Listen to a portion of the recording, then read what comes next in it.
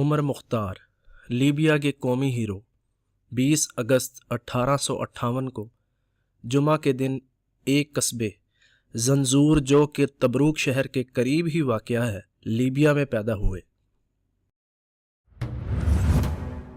عمر مختار سانوسی تحریک کے رکن اور بعد ازاں سربراہ کے طور پر خدمات سر انجام دیتے رہے۔ انہوں نے اطالوی سامراجی قوتوں کے خلاف لیبیا کی آزادی کی جدوجہد کی۔ اس تحریک کی بنیاد 1837 میں محمد بن علی سانوسی نے رکھی۔ عمر مختار کے والد دوران سفر حج انتقال کر گئے، جس کی وجہ سے انہوں نے اپنا بچپن نہایت ہی غریبی میں گزارا، مگر انتقال سے پہلے وہ اپنے دونوں بیٹوں محمد اور عمر کی کفالت سانوسی تحریک کے سربراہ شیخ حسین الغریانی کو سونپ کر گئے تھے۔ شیخ حسین نے ان کی اس خواہش کو پورا کیا اور عمر مختار اور محمد مختار کو اپنی کفالت میں لے لیا۔ عمر مختار نے اپنی ابتدائی تعلیم زاویہ کے مدرسے سے حاصل کی اور بعد ازاں شیخ نے ان کا داخلہ الجغبوب کے مدرسے میں کروا دیا۔ مدرسہ الجغبوب میں ان کے اساتذہ ان کی خدادات صلاحیتوں سے متاثر ہوئے بغیر نہ رہ سکے۔ عمر مختار نے اس مدرسے میں 8 سال تک قرآن پاک، حدیث، اسلامی فقہ اور تفسیر کی تعلیم حاصل کی۔ ظاہری طور پر عمر مختار درمیانے قد کے متوازن جسم کے حامل شخص تھے۔ چہرے پر گھنی داڑھی، آواز قدرتی طور پر پروقار اور گرجدار تھی، مگر بات کرتے کرتے درمیان میں مسکرا دینا ان کی عادت تھی۔ قرآن پاک سے بے حد محبت کرتے تھے اور ہفتے میں 1 مرتبہ مکمل قرآن پاک ختم کیا کرتے تھے۔ 5 وقت نماز کے پابند تھے اور کہا کرتے تھے کہ یقیناً نماز مومنوں کے لیے ایک مقررہ حکم ہے۔ 29 ستمبر 1911 کو جب اطالوی فوجوں نے لیبیا پر حملہ کیا تو اس وقت عمر مختار جالو کے نخلستان میں قیام پذیر تھے۔ فوراً زویات القصور پہنچے اور اپنے تمام قبیلے کے لوگوں کا نام جہاد کے لیے لسٹوں میں درج کروایا اور لوگوں نے ان کی آواز پر لبیک کہا۔ ہزاروں لوگ اپنے ساز و سامان اور ہتھیاروں کے ساتھ اطالویوں کے خلاف جنگ کے لیے عمر مختار کی حمایت میں فوراً پہنچے۔ عمر مختار اپنے تمام ساتھیوں کے لے کر بنینا مجاہدین کے کیمپ میں پہنچ گئے اور ادھر سے وہ دن رات دشمنوں پر حملے کرنے لگے اور ان کو شدید نقصان پہنچایا۔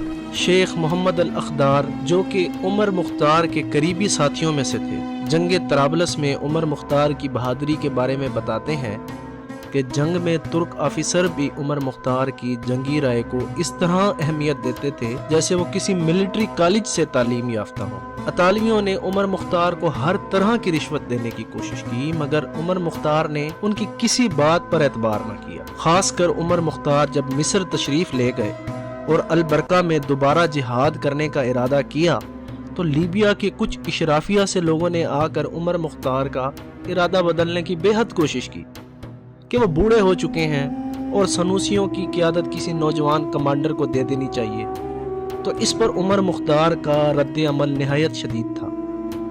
وہ کہنے لگے کہ جو کوئی بھی مجھے یہ باتیں سمجھانے آتا ہے وہ دراصل میری بھلائی نہیں چاہتا، کیونکہ میں حق اور سچ کی راہ پر گامزن ہوں اور کوئی مجھے اس سے دور نہ کرے۔ جو بھی ایسا چاہتا ہے دراصل میرا حقیقت میں دشمن ہے۔ 1323 میں لیبیا کے مجاہدین نے اطالوی فوج کو 2 جنگوں میں شکست فاش دی، جس میں جنگ بربلال اور جنگ البریکہ شامل ہیں۔ ان سب کامیابیوں کے باوجود اطالوی فوج نے برکہ میں کچھ علاقے فتح کیے اور البدین کے علاقے میں مجاہدین کے کیمپ پر حملہ کر دیا، جس کیمپ کو الاوکیر کہا جاتا تھا۔ دونوں اطراف کے شدید نقصان کے بعد مجاہدین نے اپنا کیمپ اجدابیہ کے مقام پر تبدیل کر لیا، مگر 1923 میں اپریل کے مہینے میں اجدابیہ پر بھی اطالویوں کا قبضہ ہو گیا۔ عمر مختار جو معلم تھے اور قرآن پاک کی تعلیم دیا کرتے تھے، دراصل صحرائی علاقوں سے بخوبی واقف تھے اور وہاں لڑنے کی حکمت عملیوں کو بھی خوب سمجھتے تھے۔ انہوں نے علاقائی جغرافیہ کے بارے میں اپنی معلومات کا اطالوی فوجوں کے خلاف بھرپور استعمال کیا۔ عمر مختار کا طریقہ جنگ کچھ یوں تھا کہ یہ صحرا میں اپنے ساتھیوں کے ساتھ کیمپ لگا کر اطالوی فوج کے انتظار میں بیٹھ جایا کرتے تھے اور اچانک سے اطالوی فوج پر حملہ کر کے ان کو شدید نقصان پہنچاتے تھے۔ وہ اکثر و بیشتر چھوٹی ٹولیوں میں اطالویوں پر حملہ کرتے اور پھر صحرائی علاقے میں غائب ہو جایا کرتے تھے۔ ان کی فوج چوکیوں، فوجی قافلوں کو نشانہ بناتی اور رسد اور مواصلات کی گزرگاہوں کو کاٹ دیا کرتی تھی۔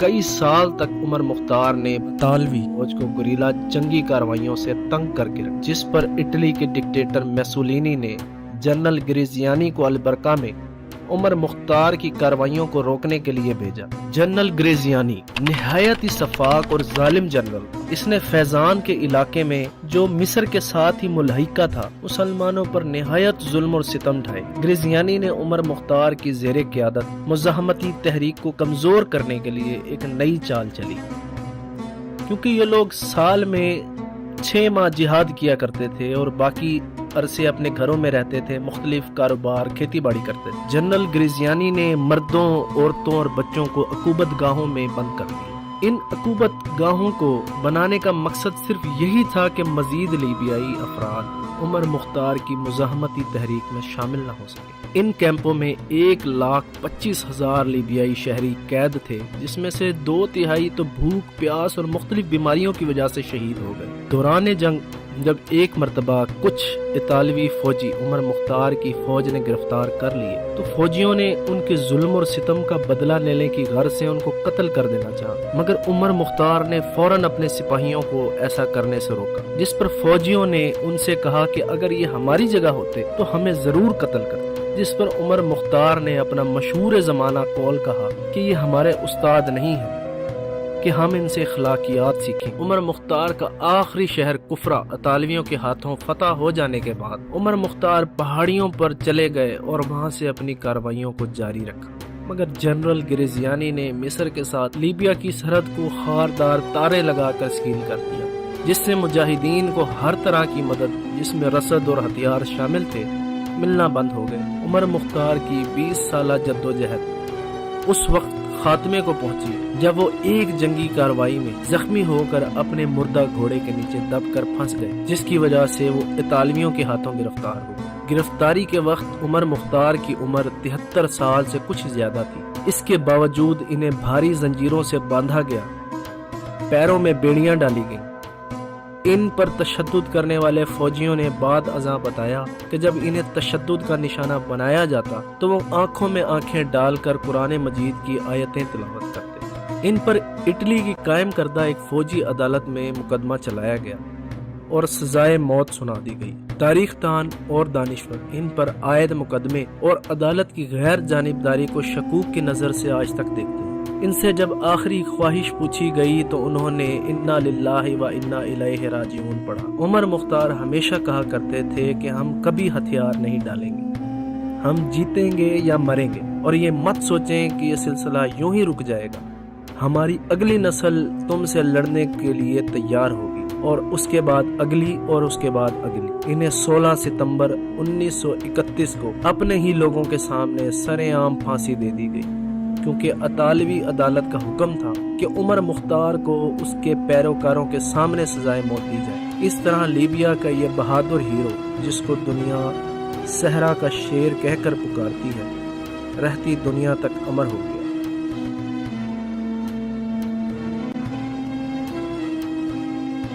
اگر آپ کو ہماری ویڈیو پسند آئی ہے تو ہمارا چینل تاریخ سی کو سبسکرائب کریں اور بیل آئیکن ضرور پریس کریں تاکہ ہماری آنے والی ہر نئی ویڈیو آپ تک پہنچ سکے۔ شکریہ۔